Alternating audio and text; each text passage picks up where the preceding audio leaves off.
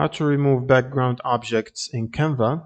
So first you will need to go to canva.com and sign in, and then click on File, and then you can click on Upload Files to upload your image, and then click on Upload Files and either navigate to your image or drag it and drop it over here, and then open up your image.